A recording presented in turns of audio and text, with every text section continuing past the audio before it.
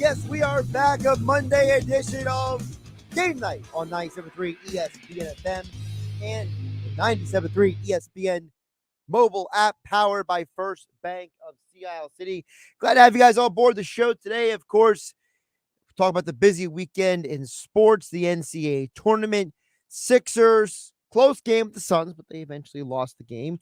Also, the NFL owners' meetings begin today. Howie Roseman spoke to the media. We heard some news about some other people speaking to the media today as well. We'll get to all of that coming up.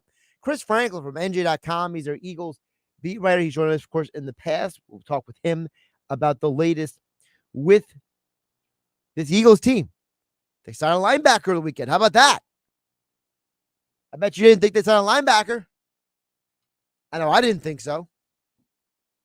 Frankly, I'm surprised they made such a move. We'll get into all that and more still to come. You guys can join the conversation at 609-403-0973 is the text board. You also can DM the show through the 97.3 ESPN mobile app. It's powered by First Bank of Sea Isle City. So the NFL owners' meetings are down in Palm Beach, Florida. And this is the time of year where they start talking about rule changes. We get a little more information about who's coming and going in free agency. Things start heating up for the draft. And when I saw the Eagles sign a linebacker this weekend, first of all, I had to make sure I was reading it properly because no offense to the Eagles, but this organization has a history of not making great moves when it comes to linebackers. Think about all the linebackers who have just kind of strolled through here. But Kazir White from West Virginia was a safety. He was turned into a linebacker in the NFL, played the last several years for the Chargers. White is the kind of guy that fills a specific void and problem for the Eagles. What does he do? He covers very well. He's a guy who chases down tackles. He fits Jonathan Gannon's scheme way better than almost anybody else you can think of who the Eagles could have had. And in some ways, I don't think this replaces their need to draft another linebacker at some point. But White's athleticism and him being a hard hitter basically fits into exactly what you need. One of the problems with Alex Singleton last year was Singleton was a guy who he was very good at moving sideline to sideline and chasing down runners. He wasn't good in coverage, and he wasn't good when the ball will be funneled to him. White is way better in coverage, and he's much better at handling when things don't go as planned defensively. And part of that is because of his physical and athletic ability. His physical and athletic ability allows him to react better than most linebackers. The problem in the NFL today is the majority of linebackers are really not that good when it comes to being well-rounded. The well-rounded linebacker is a dying breed right now because the majority of linebackers, if you are well-rounded, your team's not letting you go. To which you might ask, well, why was White available for the Eagles? White was available for the Eagles because according to reports, White didn't fit the body type that Brandon Staley, the Chargers head coach and former defensive coordinator for the Rams, wants. He wants some bigger bodies. He wants guys who could bang a little bit. He's not as interested in having these little athletes, for lack of a better term, because he wants guys who are going to go charge downhill a little more. That's Staley's defense. Staley wants his guys to go downhill and go get people. Gannon needs his linebackers to be back in coverage because he wants his pass rushers to go hunt. You didn't sign Hassan Reddick for him to keep dropping in coverage. That'd be crazy. You want a guy like Reddick going after the quarterback. You want your front to not worry about the back end because the back end can't hold up. Because Tyler Higbee or fill in any other random average run-of-the-mill tight end in the NFL is scoring touchdowns on you. So, Kazir Wright makes a ton of sense. And I think it especially makes sense because of what Gannon's defense is. Now, does this keep the Eagles from drafting a linebacker? No, of course not. But as Jeff Mosher and Mike Gill talked about earlier today on the Sports Bash, if you thought the Eagles were drafting a linebacker in the first round, you were mistaken anyway, because that's not who the Eagles are. Now, the Eagles could shock and awe us all, but it doesn't mean that you cannot get a guy in free agency instead of having to force yourself into drafting a guy. That's the important thing to keep in mind. Josh Hennig here on Game Night on 97.3 ESPN FM and the 97.3 ESPN mobile app powered by First Bank of Sea Isle City. Chris Franklin from NJ.com will join us a little bit later to talk Eagles, NFC East, NFL, and more right here on 97.3 ESPN FM. Text board is open at 609-403-0973 is the text board. You also can DM the show through the 97.3 ESPN mobile app. Thanks to First Bank of Sea Isle City. Now, a couple other things I want to hit on before we get to your guys' messages. Number one, this weekend was incredible with the college basketball. Watching those games play out the way they did, the drama, the intensity, it was great. The problem I had with the weekend was there's a part of me that wonders when we talk about the NCAA tournament moving forward, are we back to normal now? It felt like it. It really, really did. Because when you're watching, for example, those games this past weekend, you really had a feeling of, you know what? The crowds are back. The people are back. Everything is back. And that was really one of the highlights of my weekend. It wasn't specifically an outcome or a matchup for me.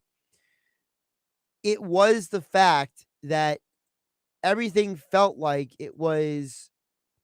things were back in order. And I love that. I love that we have all of these big names in the Final Four. It might not be the 1 seeds, but North Carolina Duke in the Final Four is incredible. And then on the other side of the bracket, you have Kansas, who took down a pretty good Miami team, taking on Villanova. Now, Villanova, they got some injury issues to work through. Kansas still hasn't played their best game yet in the tournament. They've been winning without the best effort from all their guys in one night. So it'll be a very interesting matchup between those two. And then Duke, North Carolina, they've never played each other in the NCAA tournament, which is still hard for me to wrap my head around. I think that the Duke, North Carolina game comes down to the big men. It really does to me. Every time I've watched Duke, the one guy that stands out to me is Banchero. This guy looks like an NBA player. I don't know if he's going to be a good NBA player, but Paolo Banchero looks like a guy who could be in the NBA. He's long, he's tall, he can go inside, outside. He does a lot of different things for Duke. But the guy he's going to be looking at head to head, to me, he also looks like an NBA player. And that's Armando Bacot. I can't wait for these two guys to go blow for blow with each other. I think these are two legit NBA prospects who are really going to be the reason their teams are make or break at this point. And then the other side, obviously, North Carolina getting there means St. Peter's run ends. And it was a great story, and it was a great thing to watch. I loved how Shaheen Holloway handled himself. It's pretty much a foregone conclusion that he's going to be the Seton Hall coach moving forward. And I feel like when I watch this tournament, watching St. Peter's make their run definitely got me a little extra juiced. Not that I wouldn't have been watching anyway, but I felt like St. Peter's became appointment viewing, similar to how some people feel about Villanova. Villanova, because of their recent run of success in the last several years, has become appointment viewing in this area. And St. Peter's became that, it felt like, this year. I knew people who literally were saying, listen, I'm going to a friend's house or I'm going out to a local establishment to watch St. Peter's. I am making sure I'm around to watch St. Peter's.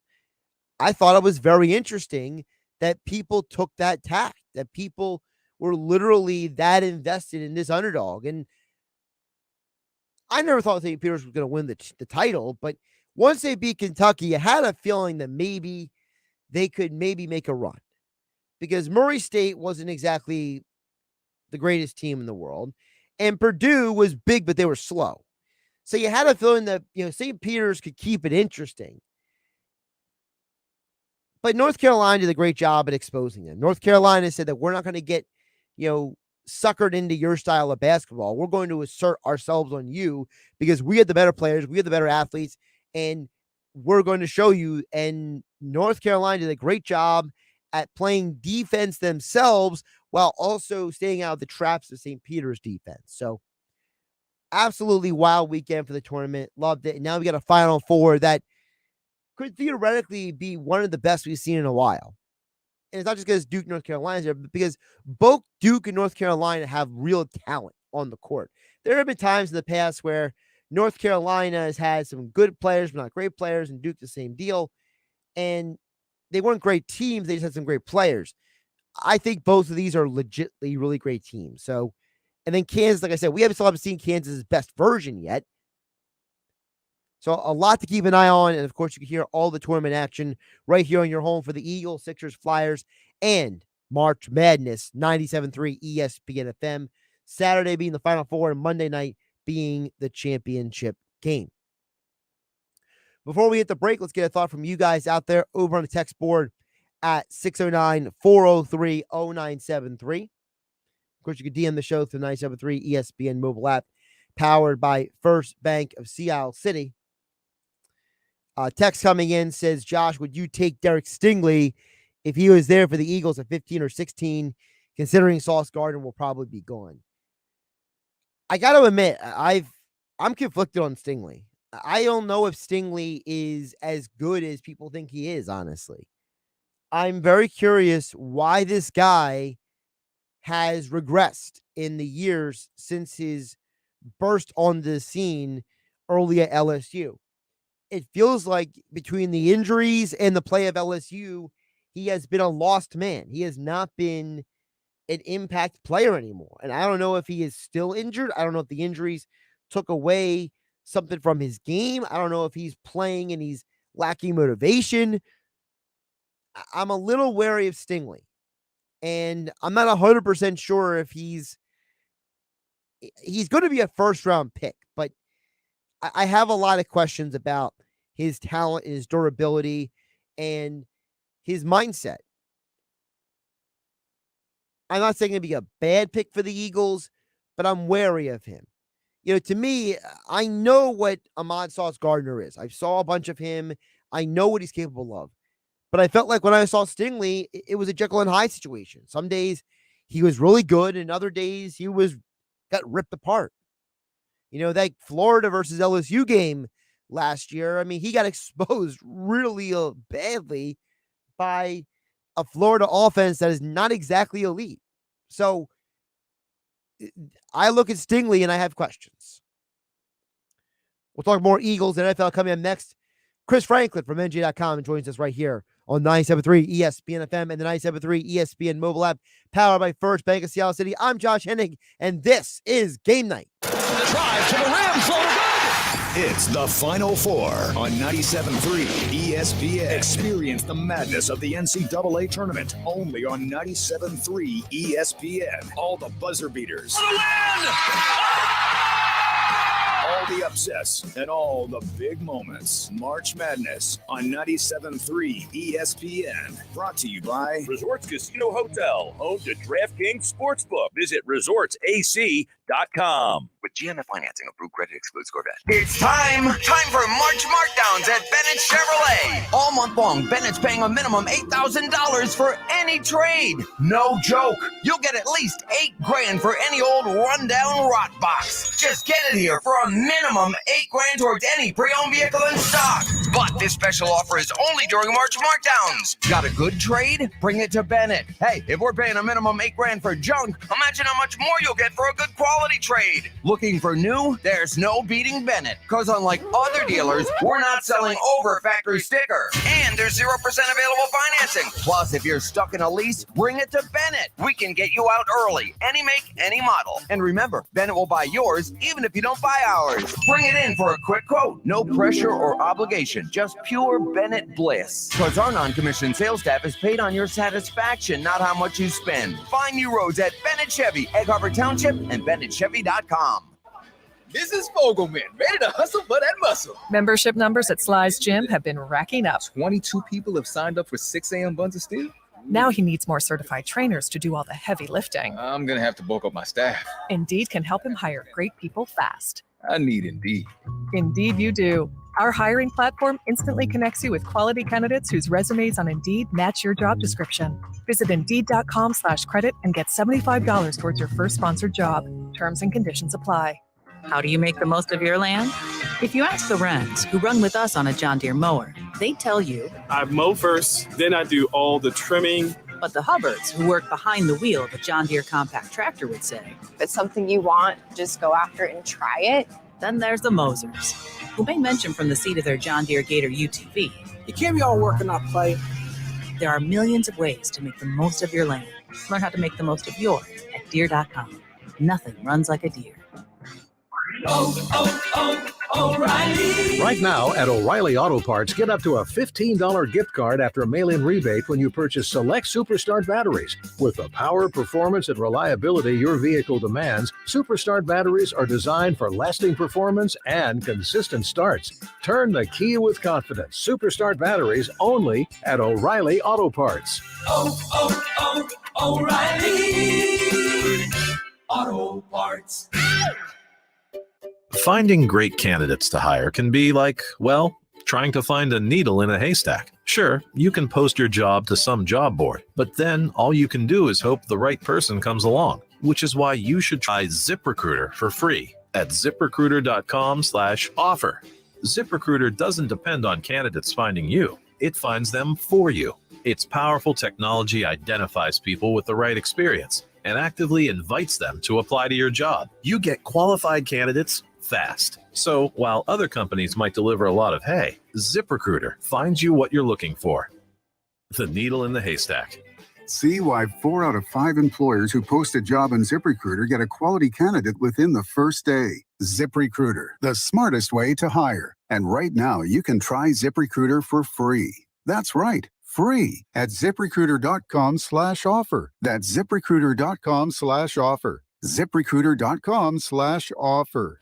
Hoops are happening, and now is the time to rush to PropSwap to grab the best deals on all your favorite college teams. Every tournament, prop swappers make thousands of dollars by simply buying and selling college basketball teams. Now is the time to find those Cinderellas while the odds are high. Jump to the PropSwap app today and be sure to buy a handful of tickets. Cinderella stories happen every year. Don't miss your shot. Download the free PropSwap app today and get started. You're listening to Game Night with Josh Hennig on 97.3 ESPN and the free mobile app. We'll get back to you guys' thoughts and comments in just a bit over at 609-403-0973 is the text word. Also, you can DM the show through the 97.3 ESPN mobile app. It's free. thanks to First Bank of Seattle City. Right now, we want to head to a place with warmer weather. I couldn't believe how cold it was today, but you go down to Florida, to Palm Beach is where you will find Chris Franklin from NJ.com, as the NFL owner meetings found the perfect location and the perfect time for Chris to escape the freezing cold weather. Chris, how you doing today? Not bad. I mean, hearing that you guys like it's cold up there, you sure you guys can't find that groundhog and kind of convince him and tell him not to do this stuff again, because it's crazy up there. It's snowing and it's supposed to be spring. It's crazy, man. Well, I feel like the only groundhog I can find is Gus the groundhog from those TV commercials. So, oh, don't get me started about Gus. Do not get me started about Gus. Gus needs to go. He's evil, man. How you gonna force all your friends to gamble, man? It's like, oh, well, scratch this, man. Gus is evil. Gus is evil. Yeah, Gus is the reason why we have call 1-800-GAMBLER. So. Yep. No nuisance. Oh goodness, please stop him. So let's get to some of the stuff about the Eagles, because and the NFL in general, Chris. But first of all, I gotta start with when I saw that the Eagles signed a linebacker, I had to do a double take at first. But Kazir White, everything I'm reading and hearing, it seems like this guy is the perfect fit for Jonathan Gannon's defense. Yeah, I think everybody did a double take, especially Saturday. Saw the news come across like, wait, what? They got them? And, he does fit well. I mean, now that you have Hassan Reddick on there providing a pass rush on one side, it's nice to have a linebacker now who can actually cover. It played well in that Tampa 2 defense if Jonathan Gannon decides to use it. Because how many times you saw last year where teams would attack the seam areas with a tight end, and tight ends ran roughshod against this defense at times. And now that you guys have a guy like White who can actually cover them, a former college safety, now adding him to the mix, now suddenly his defense is still going to be a little undersized on that second level, but now they can actually play with these high-profile offenses now. When you think about Jonathan Gannon's defense, how it's shaping up, they get White, they get Reddick. It feels like the only thing they're missing at this point is another cornerback across from Darius Slay. How do you feel about this offseason? Have they done the job that you thought or hoped they would do at this point? I think when it comes to the defense, I think they have done it. I think they have improved it. I still have a lot of questions when it comes to who's going to play that other safety. I don't know whether they address that via the draft or through a trade somehow. But I think when you look offensively, I think that's where for me, that's where I have the biggest questions when it comes to this team, because right now, I know you have Devonta Smith who's reaching his second year. I know you have Dallas Goedert. But when you look at that proven talent, at least, that proven second option right now, it's a little tough to determine who it is. I mean, this team believes a lot in Quez Watkins right now, and, he's entering his third season. So there's a lot you don't know about him when it comes to, can he be a big player and can he do well in an increased role? So there's still a lot of questions there. And I think the team, for it to be a success, I think they need a couple more pieces on offense. When you think about the offensive side of the ball, obviously a receiver you just mentioned with Quez Watkins and them signing Zach Pascal, but neither one of those guys are, high tier number 2 guys. I don't care what Sirianni says. Quez Watkins got all the talent in the world, but I got to see him mature into that first before I believe it. How much of what the Eagles have done this offseason is in part maybe waiting out the market, because they're getting some of these guys on 1-year deals, and it's not like they didn't have any money to spend. So do you feel like part of what's going on is the Eagles are waiting out some of the guys who are saying, hey, I want this number, and the Eagles are like, nah, we're not going to go over the market value for you? I think once option A went off the board in the form of Calvin Ridley, I think that really threw a lot of their plans into a loop. And they've been in on other guys. They have been in on Robert Woods. They were in briefly when it comes to Allen Robinson. I mean, we were even talking to Howie Roseman today about it, and the way he's viewing it, he's trying to find a guy who can be supplemented into this offense, who can still allow these other guys to grow and get the targets, because he wants to see more targets go to Devonta Smith and Dallas Goedert, potentially Quez, but I don't foresee that. But he wants more targets going to these guys, and then finding somebody who's willing to come here that would accept that role. So that really limits that, especially when you have a free agent and they're looking, especially a young guy who's looking to potentially get another big contract to say 2, 3, 4 years, it makes you question, are the Eagles the right fit? But I think their best avenue right now is going to have to be through a trade and trying to get a guy who's probably has a year left and then trying to convince him to sign long term. One of the things Howie told you guys when he spoke to the media was he says, we don't want to be in a situation where we're drafting guys and them not be able to play. That sounds like Howie and his team are looking to hire play now guys. They're not trying to draft some project or something. Is that what you took from that? I also look to the fact that, you know what, I mean, and this is all purely speculation. I look to the fact that, hey, you know what, you look for the positions where they sign a lot of one-year deals. I look at Kazir White, even though I like him a lot. I mean, if he goes and stuff like that, all of a sudden Devin Lloyd pops up. So, like, positions like that where they sign 1 year's defensive tackle. I mean, you look at Fletcher Cox, he's getting a little bit older as well, too. His production's declining a little bit. Maybe you start to see a Jordan Davis as well, too, selected. So I see that's the way I look at it. I think they want to really build around these young guys and build a core and build a nucleus where they build through the draft.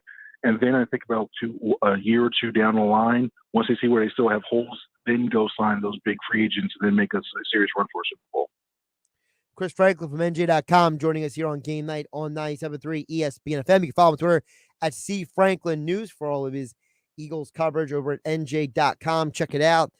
Chris, you mentioned Davis from Georgia. I'm not trying to be presumptive here, but I think it's a very fair assumption, if I can make a bet on it, that either Davis or Walker from Georgia are being drafted by the Eagles. I think that one of those guys is not getting past Philly in that range of 3 picks at all. I really don't think so. I think the team to watch especially is going to be the Vikings. I mean, if the Vikings don't get one of the top corners there, I think the Vikings will be one of those teams that could potentially take a defensive tackle. And the only way I could foresee it not happening is if the Eagles package one of those first-round picks and a guy, I don't know, I don't foresee this happening either, but like Sauce Gardner starts falling down the board, or Kyle Hamilton somehow starts falling down the board, and they really need to package one of those picks and move up to get him, to get one of those two players that's either moving up and then using the other one an edge rusher. And I don't foresee them. I personally don't foresee them using all 3 first-round picks, but I think the likelihood is if one of those guys there, if they decide to stand pat in 15, 16, or 19, or trade one of those, I think, especially Jordan Day, I really like what he brings to that power. And he models himself after Fletcher Cox, and it would be kind of interesting to see the guy who modeled himself after taking his spot eventually. One of the guys that's been talked about in mock drafts, and we know that Aaron Moorhead ran his pro day, was Treylon Burks from Arkansas.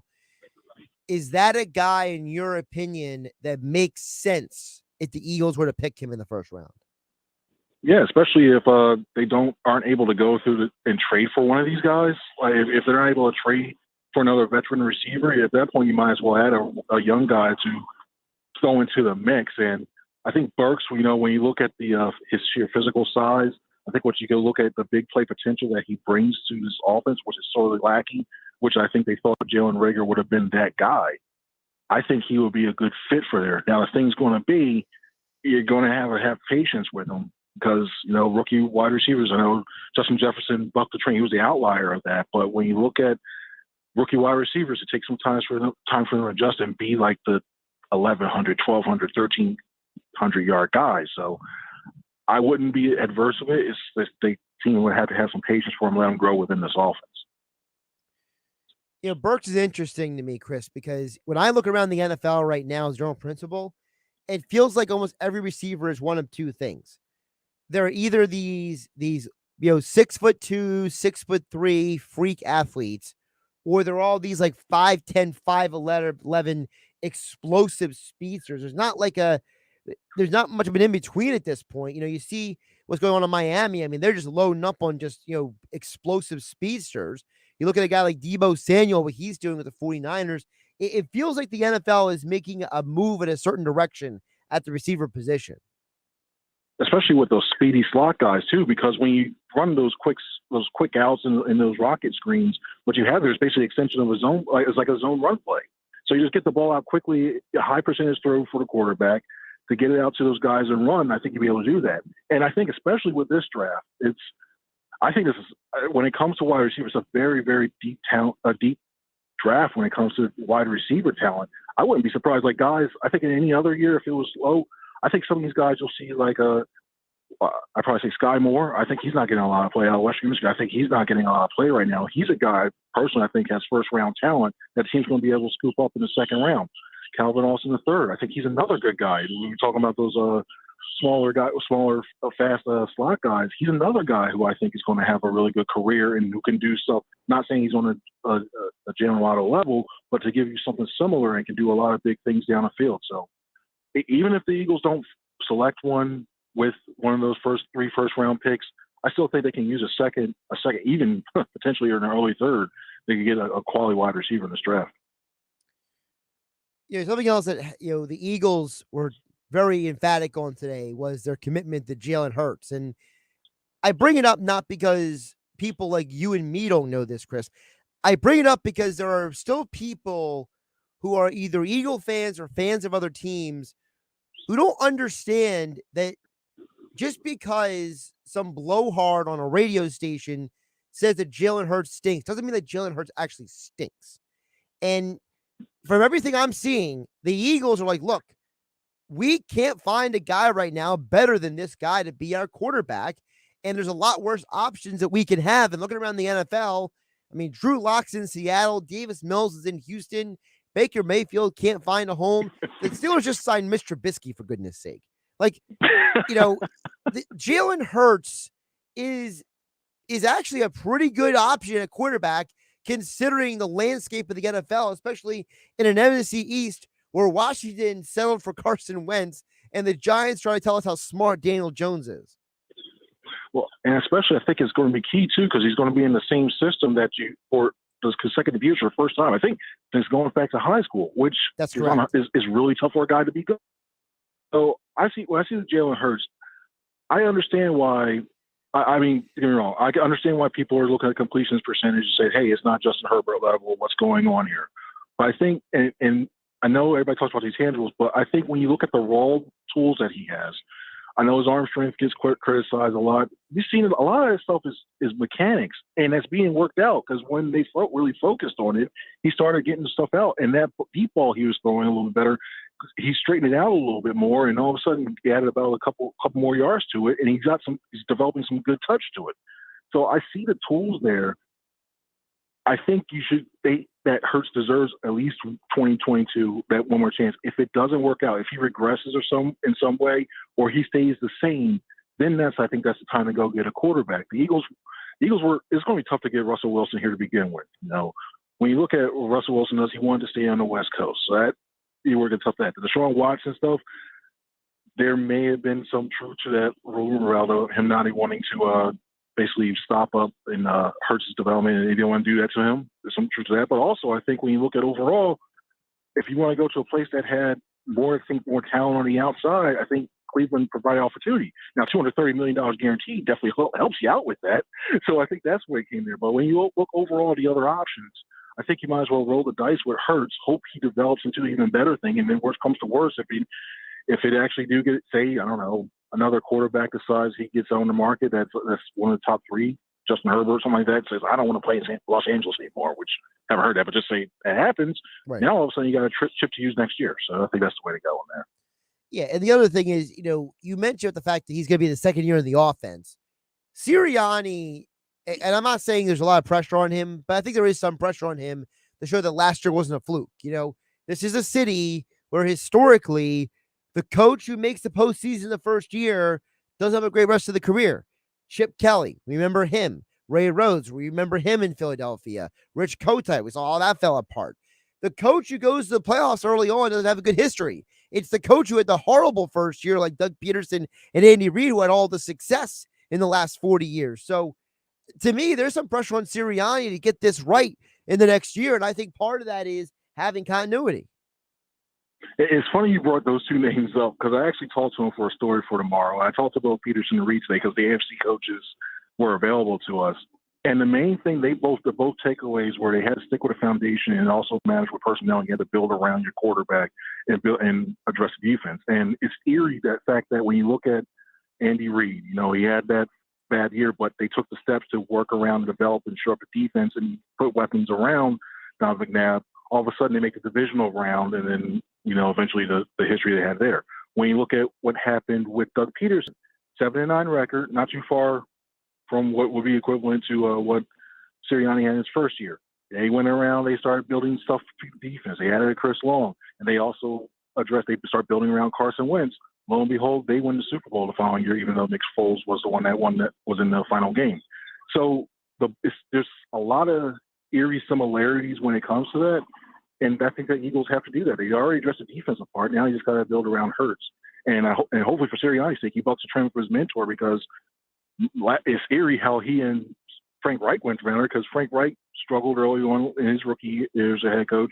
Then he went on a streak and wound up being making the playoffs first year, but then they didn't make the playoffs, had a losing record second year. Is Sirianni going to follow the same trend? So it's a lot of things, but they have to continue to build around Hurts at least for the season to have a shot to go deeper in the wild card round.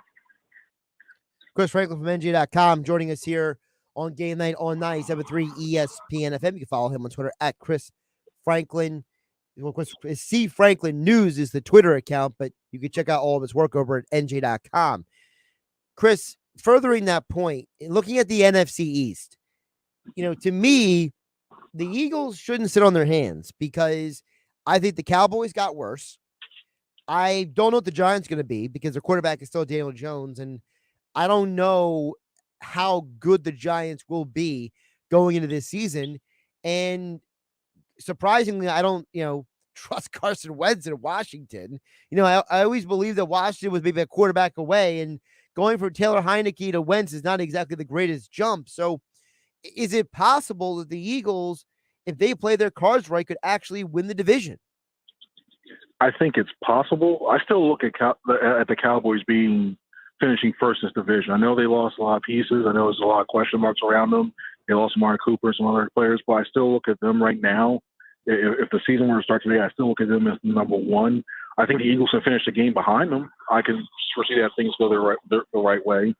But I think the Commanders, I really think they're actually going to be a little bit better as well, too, because I know it's Wentz under center, but when you look at a lot of their games last year, if you inserted average Wentz, I won't even say above average Wentz when you say that way. If you started an average Wentz on that team, I think they have 2 wins. I think they actually beat the last wild card spot instead of the Eagles. So it's going to be tough. It's going to be tough to be another wild card team this year.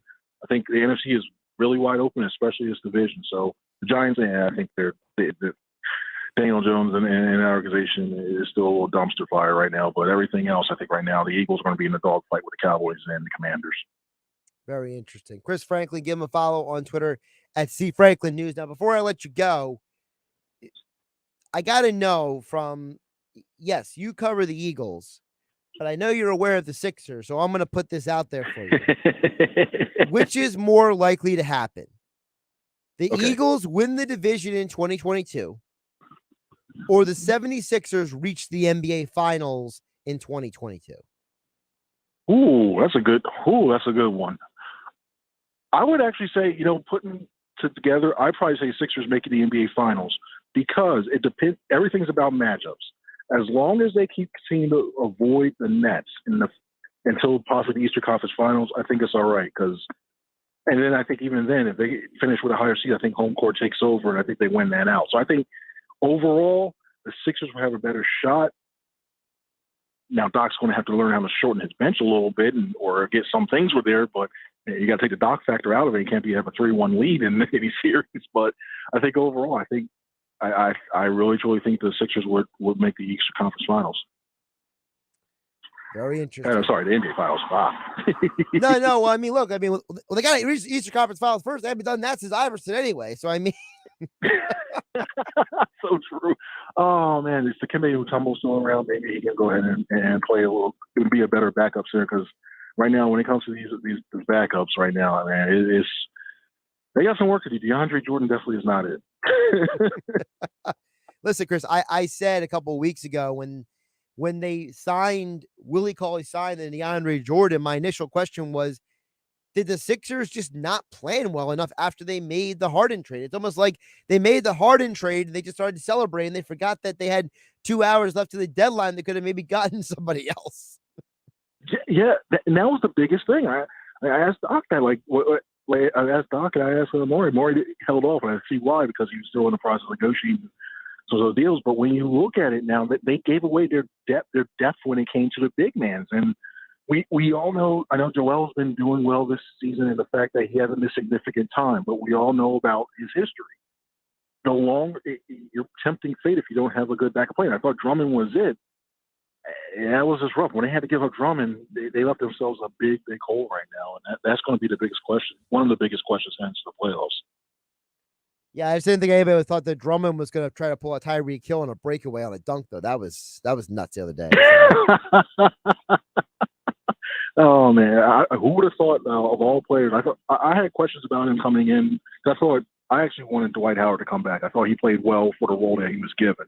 But seeing what he's done, I'm shocked. I thought it was good, and I saw the report that next year he will come back. If I'm the Sixers, I'm making that one of the top priorities, along with trying to get Bradley Beal somehow to get here. But Beal and Drummond, and all of a sudden that team goes for, will they make to the NBA Finals? Okay, they're making the NBA Finals. Now can they beat somebody over in the West?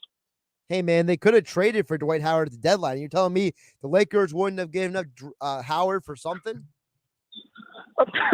No, you would have thought so. I don't know, like a second-round pick, but even then, I wonder if Dwight even wanted to come back. That's the question I want to know. I know he decided to sign there for free agency, but would he want to come back? I mean, I know there's only so many times you can hear he can sing you got to bend your knees and all that stuff in those songs and endear himself to the fans, but behind closed doors, what was going on? You don't know. It's crazy. Yeah, well, the Lakers are a mess anyway, so who really knows if they are doing anything? I mean, one minute LeBron hates his GM, 2 weeks later he loves him. So, yeah, that whole thing is that whole. You want to talk about disappointments? That Lakers team is bad. I mean, all the ring chasing that happened, and look what happened. There's no real true chemistry, and everybody's jumping ship and pointing fingers. Absolutely. Also, Westbrook. Give Chris a follow on Twitter at CFranklinNewsNJ.com for all of his Eagles and Sixers coverage over there. Chris, enjoy the Florida weather, and when you eventually come home, just carry maybe 5 or 10 degrees with you, okay? I'll do that. I'll make sure I pack it up in my suitcase. I want to bring it back. Delaware Valley's going to be warmer when I come back. There you go. That's my gift to you, Gary. I wish. Chris, appreciate you jumping on, man. All right, thanks. I appreciate it, man. Josh Hennig here on Game Night on 97.3 ESPN FM, the 97.3 ESPN mobile app powered by First Bank of Seattle City.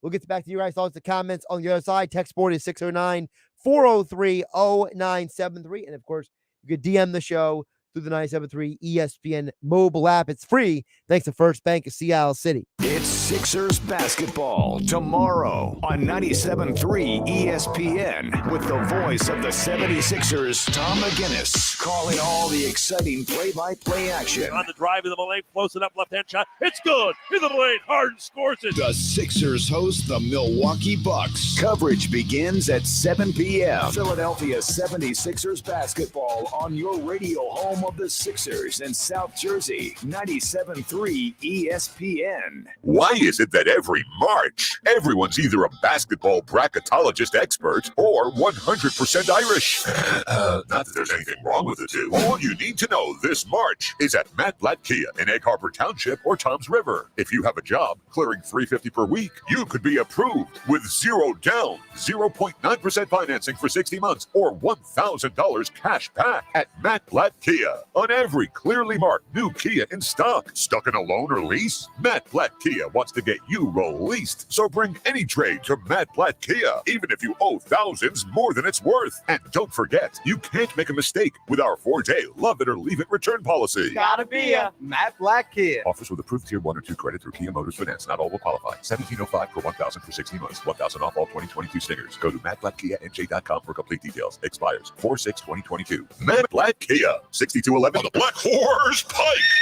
Egg Harbor Township, and now on Route 37 in Toms River. In business, you need connections. Now you can connect with unprecedented access to the nation's largest delivery network. Introducing USPS Connect. You want reach? We go there. You want easy? We make returns simple. You want fast? We deliver same day. Move your business forward with the United States Postal Service. Let's connect at USPSConnect.com. Specific markets, restrictions apply. Same day expected with entry close to final destination. O'Reilly. This is Claudia's O'Reilly Auto Parts story. I had just moved to a new city and barely even knew where the grocery store was yet. When my car wouldn't start one morning, I didn't know who to ask about local shops. But I remembered a name from back home, O'Reilly Auto Parts. I called and they pointed me to a great mechanic just down the street. Now I feel a little more at home. O'Reilly Auto Parts. Jackson Hewitt needs you to know 3 things about filing taxes this year. 1, there are thousands of dollars worth of new tax credits on the table. 2, you have to file for them to make sure you get the right amount.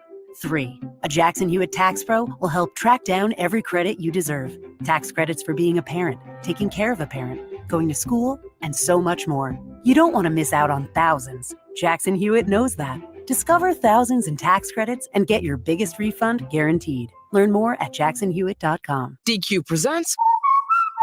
Picture this. You stand before the awe-inspiring new signature stack burger menu at DQ and your mouth wonders, where have you been all my life? That's 5 taste bud tempting cheeseburgers with 100% real seasoned beef. You peek at the loaded A1 stack burger with 2 premium sauces. Then the flamethrower stack burger with tongue-tingling jalapeno bacon. Then you realize moments like these are exactly why we have the DQ signature stack burger menu. DQ. Happy tastes good. Get it delivered at DQ.com. Liberty Mutual Insurance Company presents.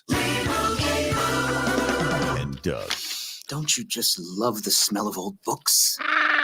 Shh, this is a library. Sorry, ma'am. We're looking for a book titled Liberty Mutual Customizes Your Car Insurance so you only pay for what you need. I don't think we carry that, but check nonfiction. He really does devour literature. Please leave. Only pay for what you need. Liberty, liberty, liberty, liberty. Where are those receipts? Tax day is nearly here, I held on to those. and Chanel is stressing. Why do I always wait to the last minute? Her small business needs a bookkeeper to crunch some big numbers. All these spreadsheets make my head spin. None of this adds up. Indeed can help her hire great people fast. I need Indeed. Indeed you do. Our hiring platform instantly connects you with quality candidates whose resumes on Indeed match your job description. Visit Indeed.com/credit and get $75 towards your first sponsored job. Terms and conditions apply. With basketball season in full swing and UFC every weekend, it's time for you to experience sports betting done right at the FanDuel Sportsbook inside Bally's Atlantic City Casino and Resort. Get in on all the games you love at the FanDuel Sportsbook, located right off the Atlantic City Boardwalk. The retail sportsbook features 5 betting windows, a large video wall, 20 self-service betting kiosks, and much more. Get your game face on and score big when you bet with FanDuel Sportsbook only at Bally's Atlantic City Casino and Resort. Must be 21 or older. Gambling problem? Call 1-800-GAMBLER. Now, more Game Night with Josh Hennig on 97.3 ESPN and the free mobile app. Wrapping up the show, of course, thanks Chris Franklin for joining us from NJ.com. We talked a little about the Sixers at the end there. Speaking of them, I understand they lost to the Suns last night,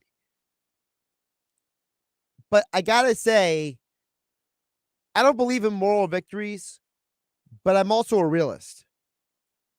And in the real world, the Sixers losing to the Suns by 10 is actually a good sign. The Suns are the best team in the NBA, and they just got Chris Paul back recently. The Suns should be the favorite. I know they're not in some sports books, but they should be the favorites to win the NBA title this year the way they've been playing. The Sixers went to Phoenix into their house and gave them everything they could handle and more. The Sixers got some of their guys in foul trouble. The Sixers had almost double the free throws that the Suns did. The Sixers made 20 free throws last night. The Suns made 11. The Sixers out-rebounded the Suns. The Suns are one of the best rebounding teams in the NBA. The Sixers out-rebounded them 45-40. And don't forget about all the offensive rebounds that got snatched up by the Sixers as well. The Sixers did everything in their power to make it a game with the Suns. Now, they didn't shoot great, did the Sixers, and that's to be expected. The Sixers are not a great shooting team at this point. I think we all understand why. They just lack the firepower in terms of pure shooters. But they went in there and said, look, we are going to give you everything we got and more.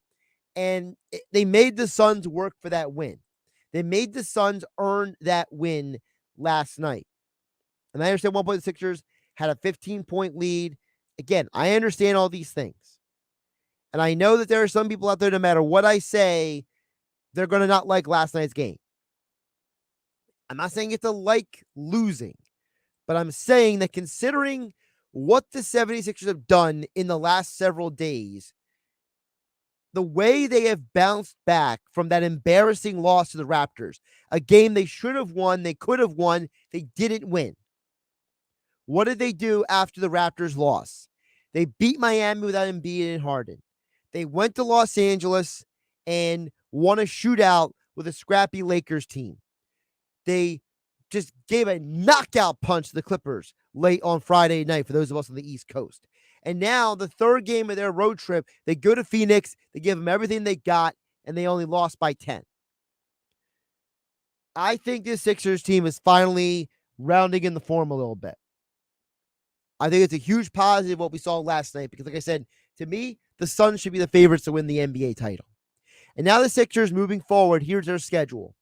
They come home to play Milwaukee. They hit the road to play Detroit. They come back home with a matinee versus Charlotte on Saturday. Hit the road to Cleveland and Indiana and Toronto back-to-back.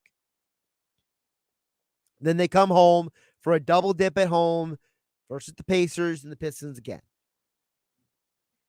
Looking at the schedule down the stretch, in 8 games remaining, I personally would not be surprised if the Sixers don't walk out of that run winning 5 of 8. I think that's what they should do, all things being equal. I think the Bucks game is going to be tremendously difficult because I think the Bucks are a matchup problem for the 76ers. I think they can beat Detroit. I think they can beat Charlotte at home. I think they can beat Cleveland again and Indiana. Toronto will be tough. Indiana at home again. They'll probably rest almost everybody versus the Pistons in that final game. But the rest of the schedule looks very doable. So I think that we have to give the Sixers credit where credit is due. They have found the way to make this work with the Embiid Harden thing on short notice. You got to give Harden credit for evolving as the season is going on. You know, in that game last night, Devin Booker went off. He had an amazing game. But James Harden showed you the impact he can have on a game when he's not scoring. His 9 assists and 7 rebounds versus only 2 turnovers, I thought was a big deal last night. Harden didn't have a great offensive output, and he's got to find a balance between being a facilitator and being a scorer, a better job than he has done. But I think last night was a game that you saw that if a couple things bounce a little differently, right? If Harris makes one of those 5 threes, he missed 4 out of 5. If Embiid makes one of the ones he missed, he was 1 for 5 from 3. If Max doesn't go 3 for 10 and maybe goes, 5 for 8 instead. If Harden can make a couple of more threes, the game's very different outcome. So I will never begrudge a team losing a regular season game if they put in an effort. And I think the last night wasn't much about effort, but wasn't the fact that the Sixers lost to a better team in a game where they just didn't have the shooting. As I mentioned, Sixers back in action tomorrow night here on 97.3 ESPN FM. Your home for Sixers, Eagles, Flyers, the NCAA tournament, the Masters next weekend, the NFL draft, and more. Be sure to tune in tomorrow to the Sports Bash. More details about the first Sports Bash draft party in over 2 years. We didn't have one the last 2 years. All this COVID stuff. Mike Gill's got more details for you tomorrow on the Bash. Now I'll be back at 6 p.m. here on 97.3 ESPN FM and the 97.3 ESPN mobile app powered by First Bank of Seattle. I'm Josh Hennig. Have a great night, everybody.